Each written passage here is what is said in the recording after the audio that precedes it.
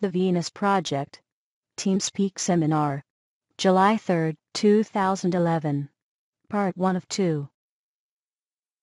Will patents, trademarks, intellectual property rights, copyrights, and other such tools be used in the resource-based economy, or will it become obsolete? Will there be complete free flow of information? It'll be completely obsolete. There'll be a free flow of information. Yeah, no proprietary rights of any kind. Will there be a campaign to republish your books and DVDs across the world? How can global teams help with that? Yes, right now is the best that money can't buy. And there are several countries that are translating it and trying to get it published in their country or trying to self-publish themselves. We haven't put this book up free on the internet, although some people have. We just didn't take it down, we just left it there. But we haven't put it up for free because this is what's helping support us right now. Unfortunately, we do need that. Okay, should global teams try to contact someone for the movie industry? Are there any guidelines? Yeah, we're working with our team, the media team. If you can get in touch with Craig at the media team, we are working on contacting not only people from the movie industry, but other people as well. And we're developing materials to send out to people for this right now. We also have to remember this. In order to sell it to the movie industry, you have to tell them that there are many people throughout the world, millions, that now know about the Venus Project. If you fail to do that, you will not attract their interest. You must emphasize the number of people, approximately, that are interested. Yeah, we'll have to put that in the material that we send out. That's good. In my country, in order to reach politicians, I think we went over this before, and present them the Venus Project, you have to register as a non-governmental organization. Do you have any suggestions on that, and what name should we pick? Does it matter if we register as the Zeitgeist Movement?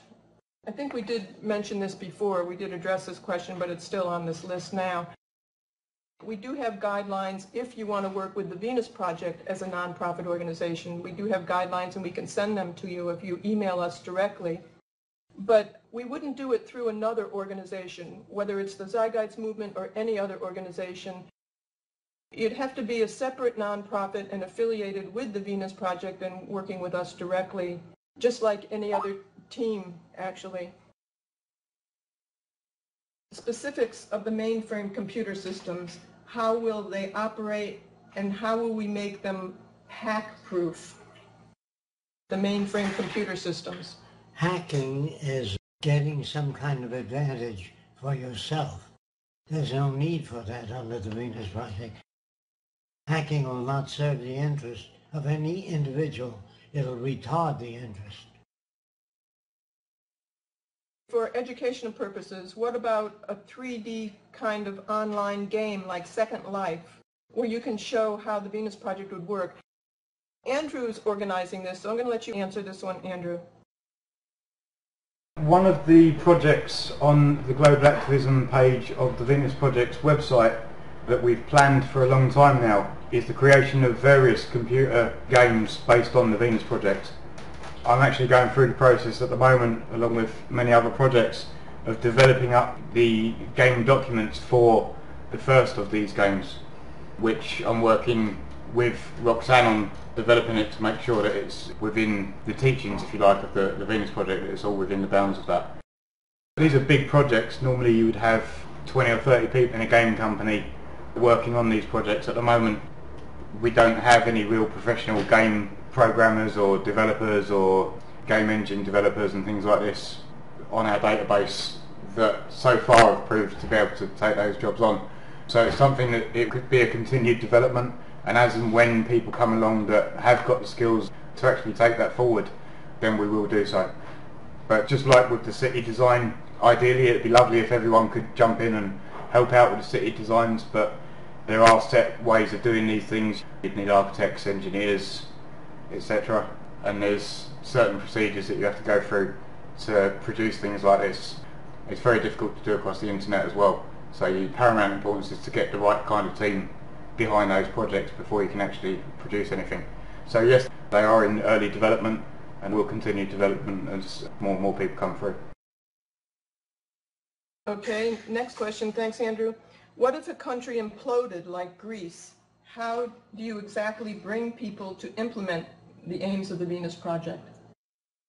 You still go on teaching people about it, how it works, and build up your organization so you have many members.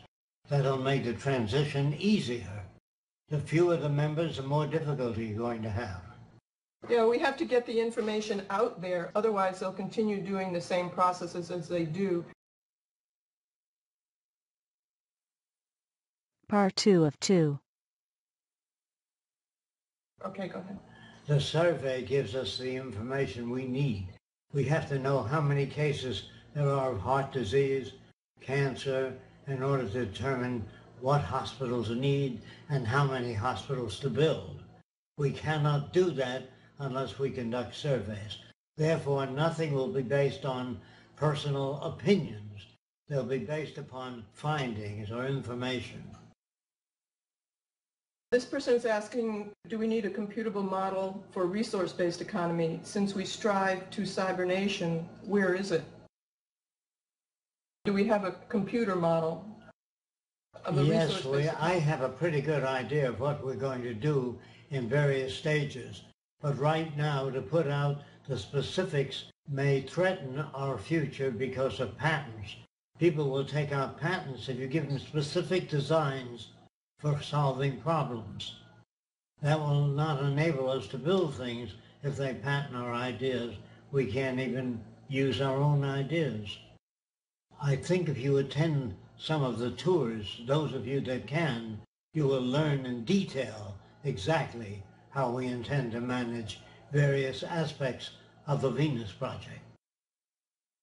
We are going to be working on a lot of things. I think Andrew can address this in terms, and you may be wanting to do that after this, in terms of the projects we're going to be taking on if people aren't aware of them. Do you want to address that now, Andrew, or maybe afterwards?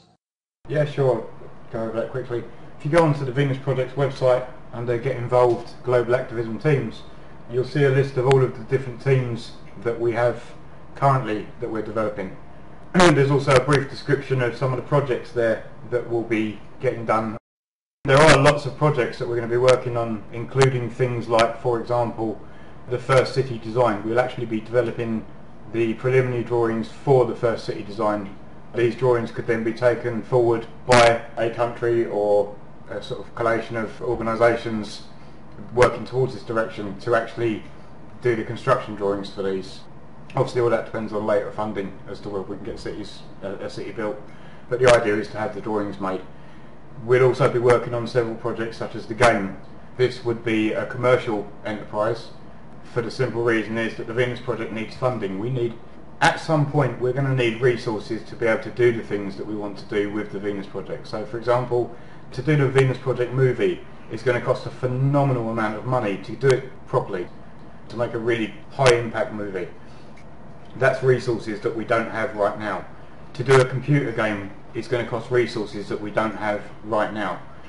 To do many of the projects that we're looking at doing over the coming years, especially so with the city, huge amounts of resources that we don't have access to. So we need to start looking as an organisation and as supporters and advocates of this organisation at how we're going to develop the funding for this project to be able to do those projects. And that's something we'll be concentrating heavily on over the next few years. Thanks, Andrew. Okay, continuing with the questions, won't teachers who teach in schools, universities feel their jobs to be repetitive? How will teaching be implemented? Various subjects will be televised. Instead of the teacher repeating the first on history, mathematics, or any other subject, whatever is repeated will be recorded and presented. The teacher will not have to be present. In other words, that can be automated. The question period also can be automated. Okay, this person's making a statement that they feel that genes, not only environment, but genes shape the physical appearance of people because people might project like a... Okay, this person is really not asking us a question. He's making a statement. essentially that he feels that genes play a big role and that things have progressed since Skinner's radical behaviorism. Now we have neuroscience, and we know the internal processes are important too. What's your opinion in terms of nurture and nature, or genes playing a large role in behavior? The genes have a lot to do with the internal organs, the shape of your nose, the color of your eyes, the quality of the brain tissue, the neuronal arrangements. But the genes do not touch value systems. You cannot inherit greed. You cannot inherit anger.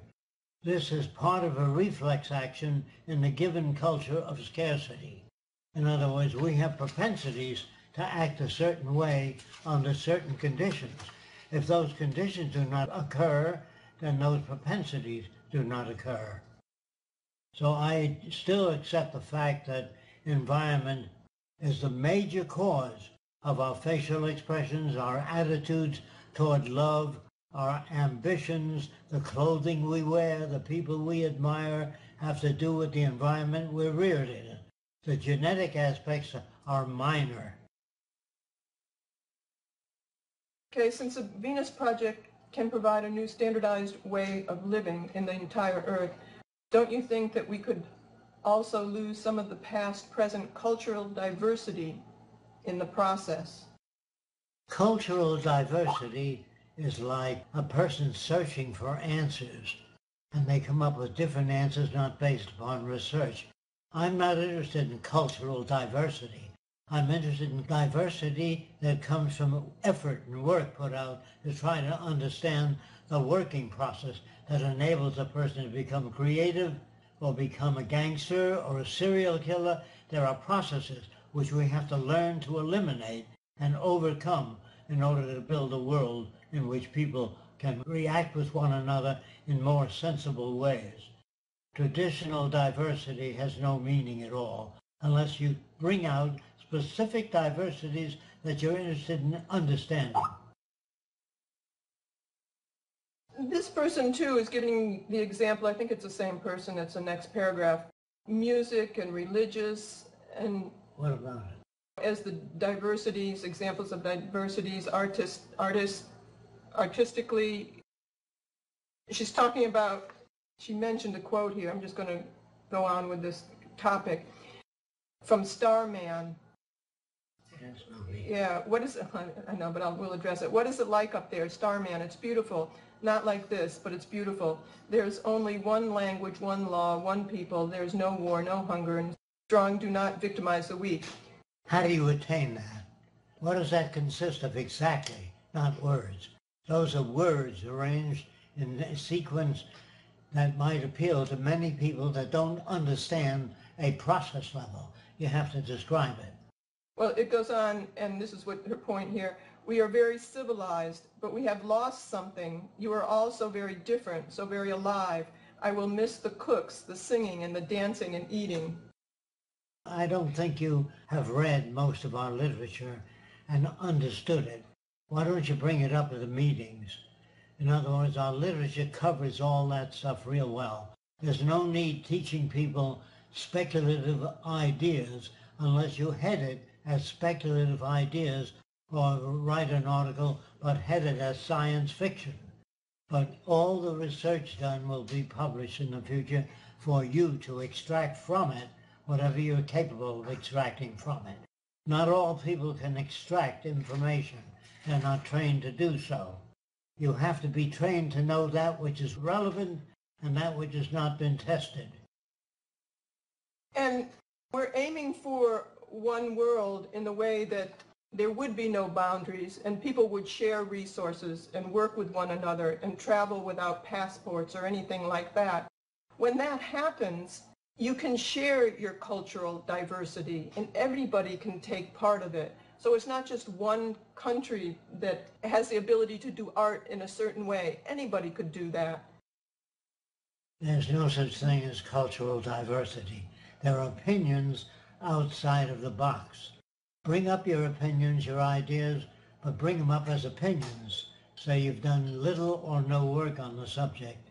When you do a lot of experimental work, You can arrive at certain conclusions, but they have to be based upon physical reference. If you don't have a physical reference for your word, drop it. And I think this is the same person because they're going on with the idea of being afraid of a brave new world, losing cultural diversity. That's your own projection, sir. This brave new world is your own projection. The Venus Project has nothing it installs without having a verifiable base for it. Before we even build our cities, we study the positive gains of the cities and the negative effects. Even if we build a dam, we study the positive effects and the negative effects of a dam. And you have to choose between that and the existence and security of the world's population. How do you think the actual planet overpopulation could impact the Venus Project stages, the progress? Only through education. The planet can support so many people.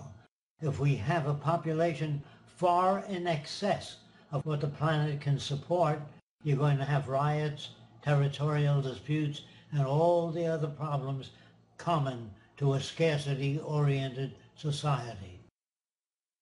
Is the UN aware of the Venus Project? If yes, then what's their take on it? We haven't made a presentation to the UN. We have no idea if they're aware of it. We were at some event, the World Charter event, the 10th anniversary of the World Charter event. We were invited to that because Jacques happened to speak at another event, and everyone who spoke there was invited to this 10th anniversary. And we had no platform as to what the Venus Project was. We were broken off into different rooms. This was interesting. And they put me and Jacques in a room that talked about city development and city plans for the future. And Jacques started to speak, and they cut him off.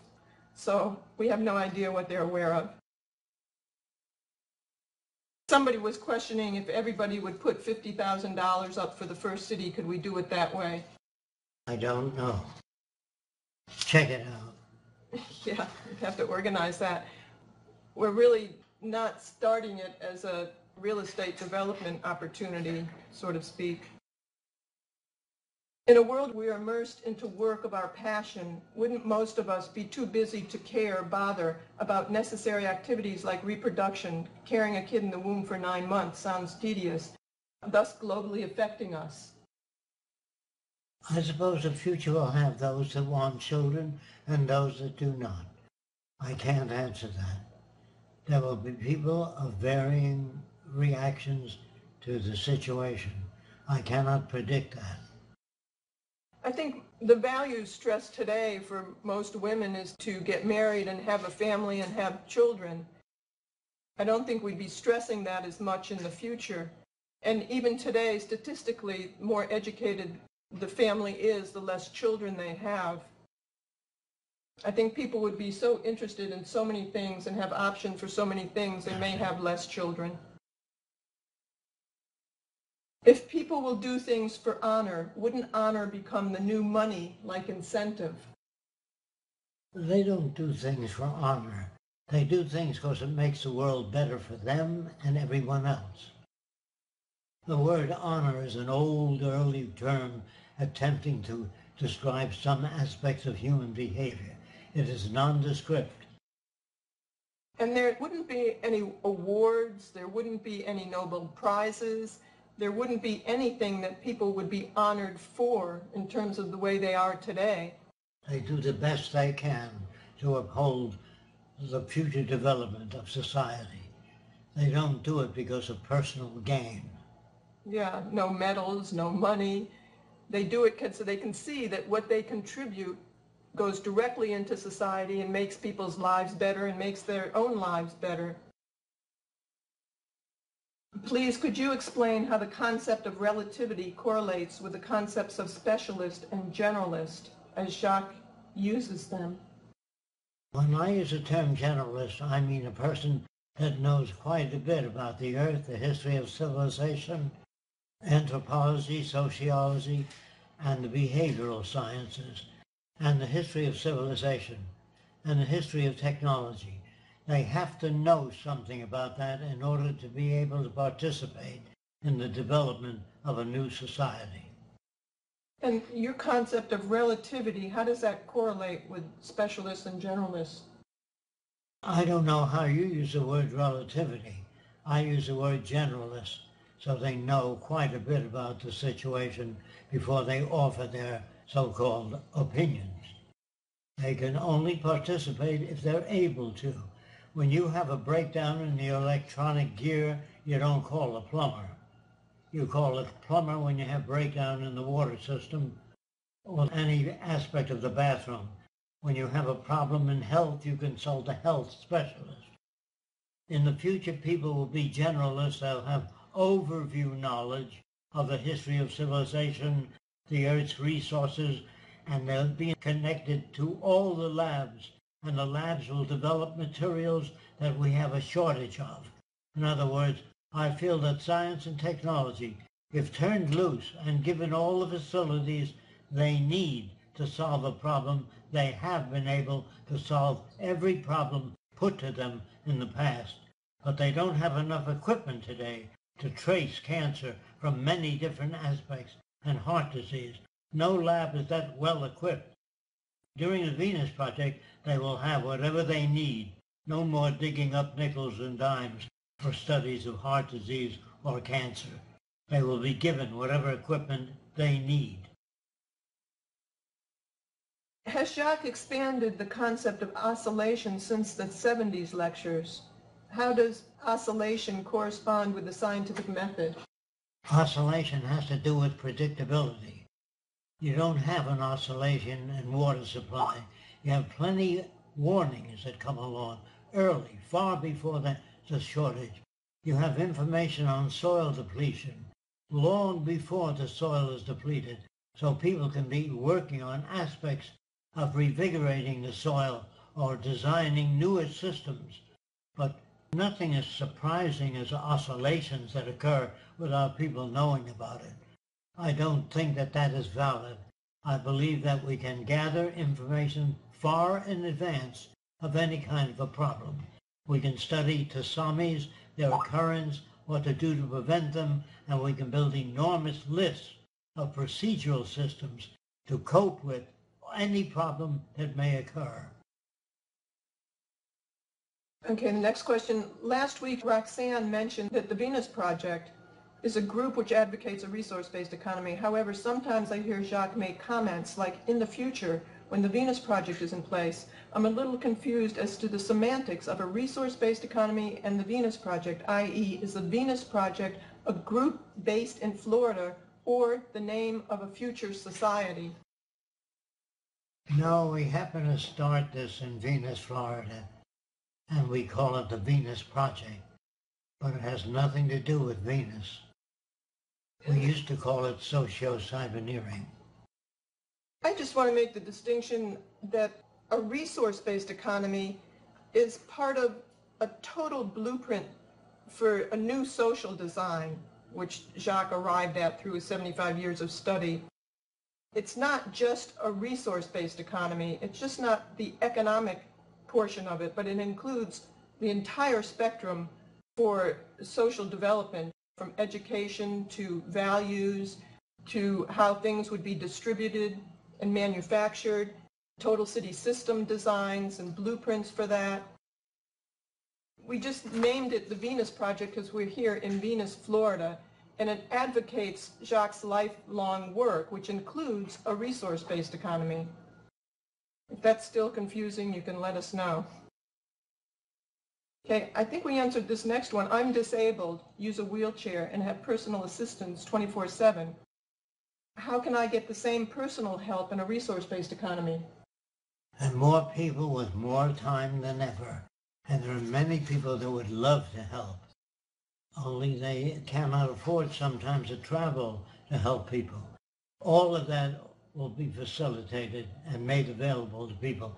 Whether we get help or not, they will be helped by staffs of people that no longer have to go to work in any standard industry. There'll be many more free people than ever, and there'll be much more help than ever advanced in a monetary-based society. And that goes for the reason why you're in a wheelchair as well. It wouldn't be restricted, the research wouldn't be restricted because of money limitations. In the United States, I don't know about the rest of the world, but they put out little cups in stores to collect money for cancer or cystic fibrosis or heart disease or AIDS.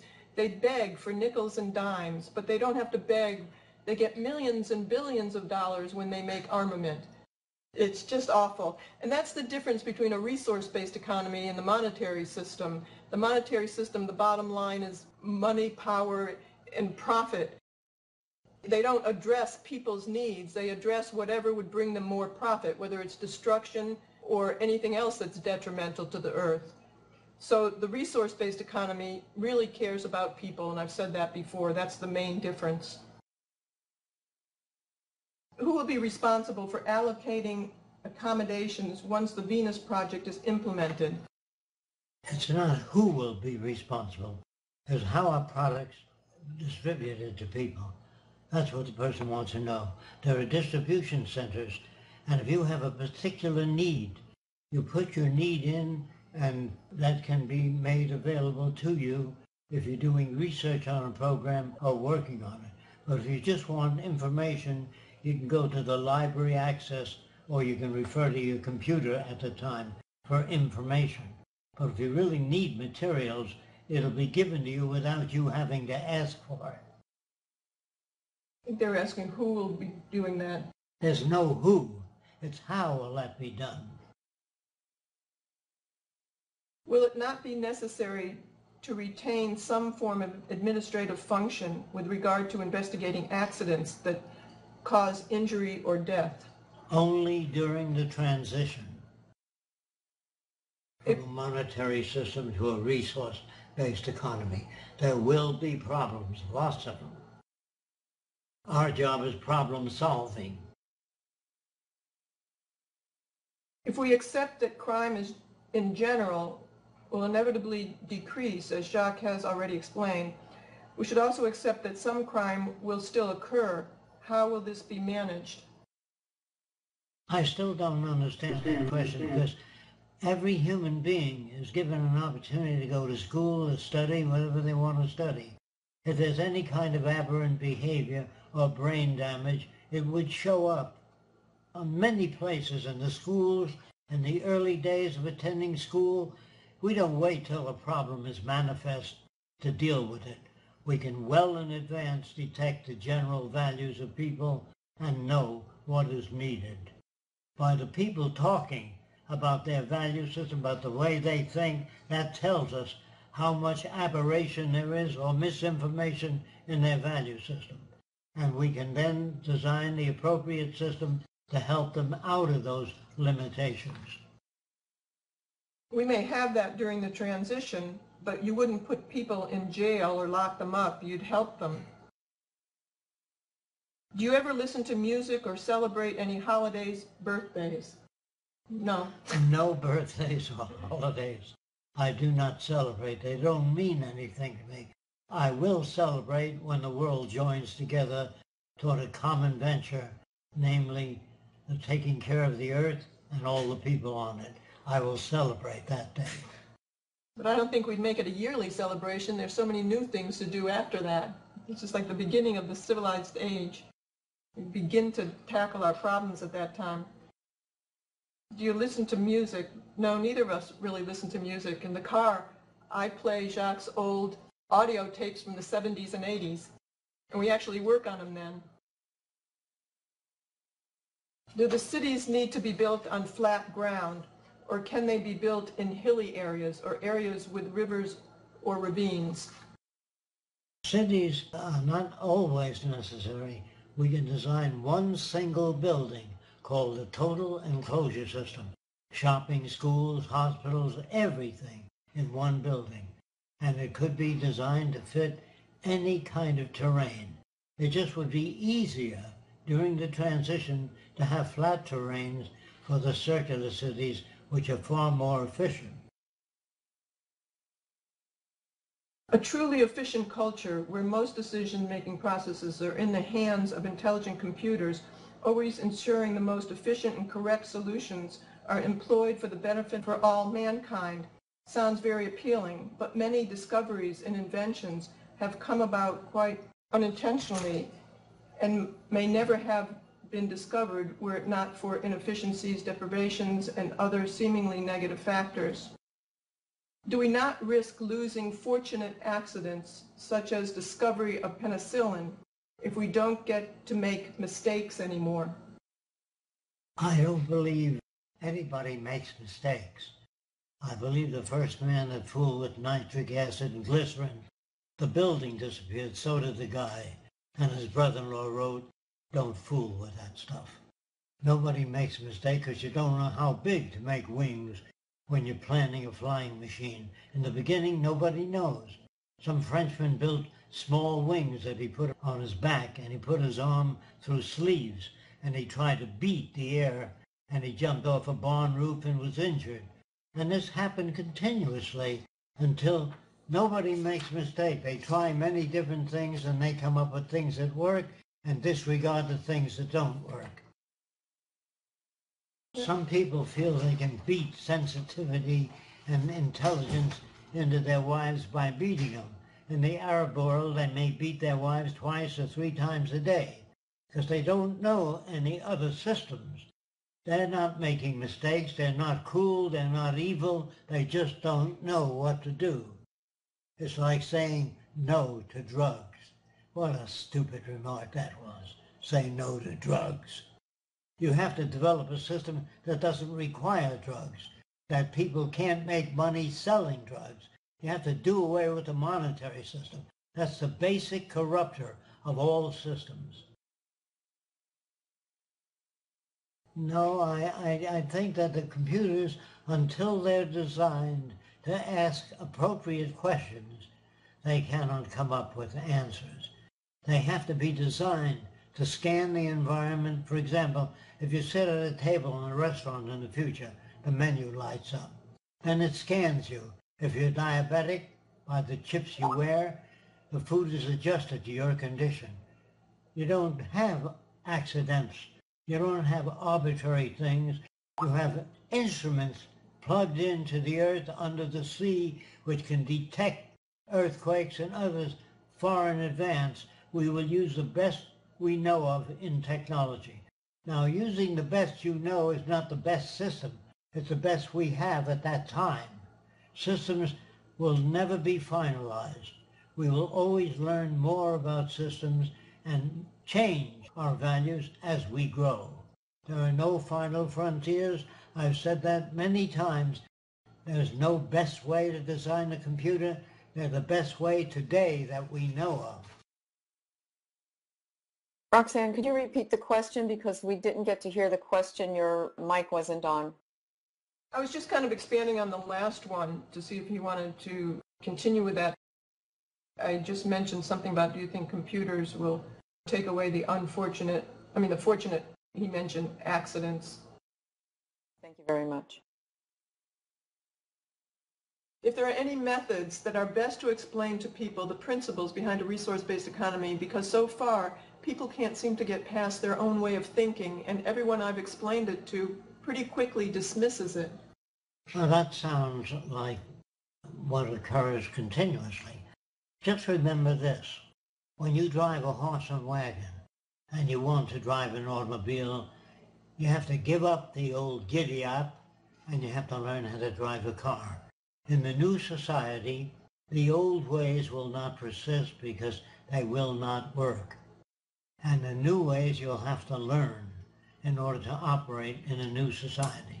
You get in an elevator in the future and say you're interested in getting off at the 12th floor.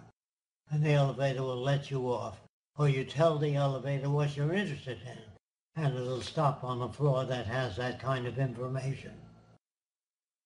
You can't carry your old values into a new system.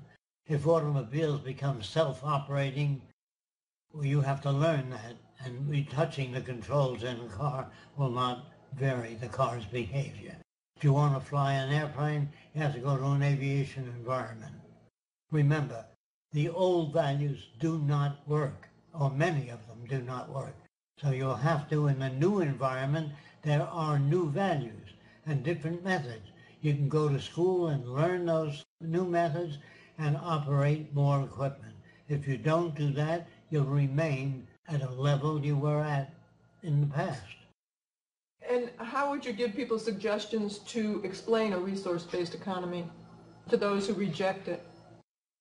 Read the book. Get them to read. Don't do all the work for them. Read Mind in the Making by James Harvey Robinson. Look at our website. We have a whole list of books on general semantics. Don't try to change everybody. Have them do some of the work. And if they're really not interested, get off or try different ways of approaching them. You know, you have to remember how you thought of things a long time ago before you were aware of this type of thinking. So you might have to approach them in a simpler manner. But if they're not interested at all, go on to other people who may be more interested. It might be a many-year project for some people you're trying to get to. Whoever is going to be the leader during the transition, what happens should they decide they want to stay in power after the transition? You're projecting today's values into the future. When the computer gives you when you dial for information, real information, in electronics, mechanics, engineering, structures, you get that kind of information. But you're talking about people with opinions about that are not based on anything. Very little attention will be paid to people who have a lot of opinions based upon ego only. And when you meet with ego, it means words like, oh, that'll never happen. You'll never see man go to the moon. That can't occur. Maybe 1,000 years from now. All that's ego. You drop it, get off. Do you feel there's going to be a leader to bring us into the resource-based economy, and will they still want power afterwards? I don't know what a leader means. You have to have answers. How do you prevent auto accidents? How do you increase the yield of the food growth program? How do you feed the people of the world? If you don't have those answers, you're not a leader. And if you have that information, you're working at it. You're not a leader. There's no such thing as a leader or a privileged person. There's people that have more information than others, and they educate others, or they show them evidence as to why they uphold particular kinds of values. The belief that people can talk to one another is another myth. For example, the Jews cannot go to a Nazi meeting and convince them to support the B'nai B'rith. The black people, the Afro-Americans, cannot go to a Ku Klux Klan meeting and share ideas with them because there's no basis in their language and background for sharing ideas. You have to give them another value system, a different method of evaluation, and you can't do that unless they seek that information. Wouldn't a resource-based economy require more jobs in computer sciences? During the transition, yes, but once it's established, the answer is no. Why doesn't Jacques not patent his ideas?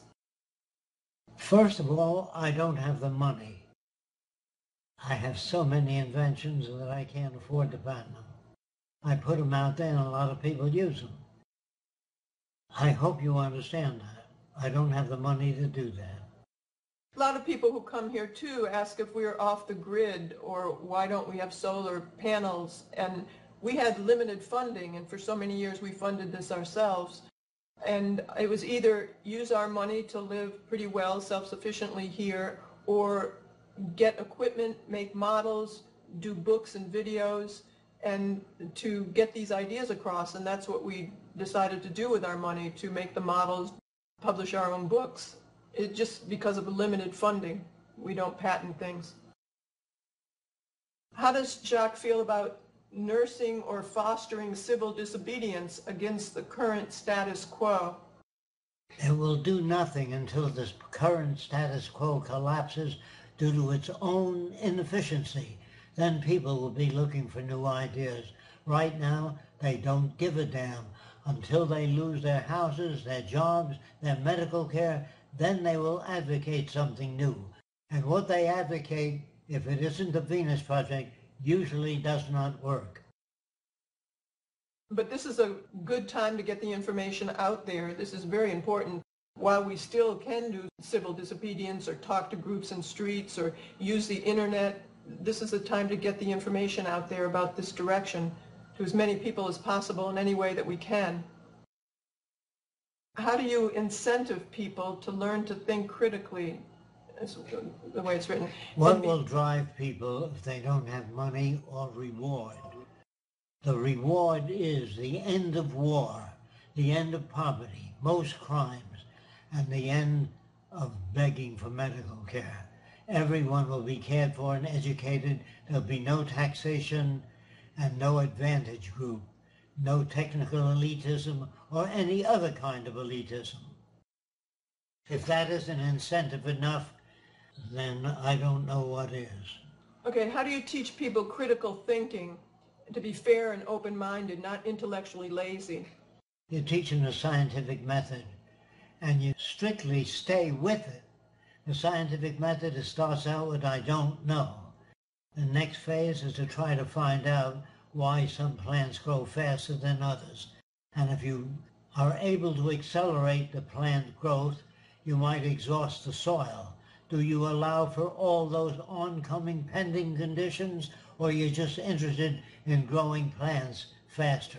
The future researcher will take into account many interacting variables rather than just growing more food faster. Would it be helpful to start a physical college or university to train in the careers we need in the Venus Project, and it can make money at the same time?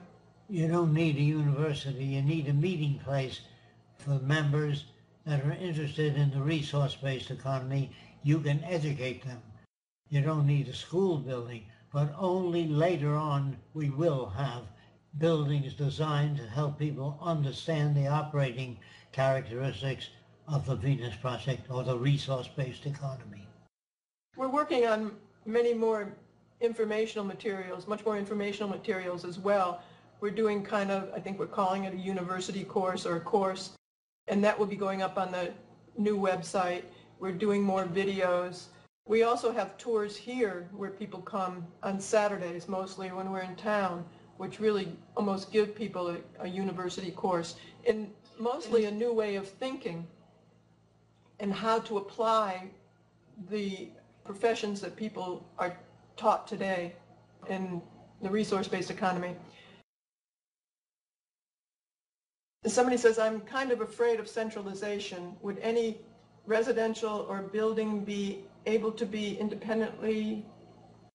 You're using the word centralization differently than we use it. In the early days, Washington didn't know what was going on in Florida. They didn't know what was going on in the state of Washington or Arizona. So they decentralized. They put information in each state which has different problems. In the future, we will return to centralization. That's hard for people to understand, so listen carefully. When you have the electric generators go on in hospitals to keep the lights going and all the other equipment, in a monetary system, everybody wants to know how much will it cost to do that. That is not the question, really, when you think about it. The question is, do we have the resources to do that? Yes, we do. Yeah, that can't be done in a monetary system, though. It's not economical. But it's dangerous not to do that.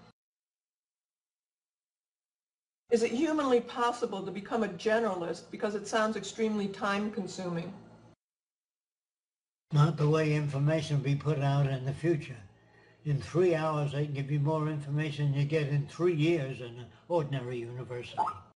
Which you see when you get here, a tour moves people very fast in many different directions because we have a different method of applying information to the system. Well, we really appreciate it. I hope it was helpful. And thank you very much for your questions. I deeply appreciate them, but you have to think about the answers. When you pose a question, you're posing it within today's values. And if you read our books first and then ask questions, you're better off. Read our books, watch our videotapes before you formulate your questions. Okay, again, thank you.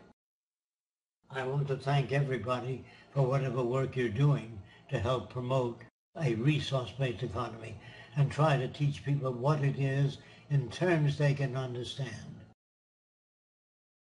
Thanks for coming over, and we'll hopefully do one next week.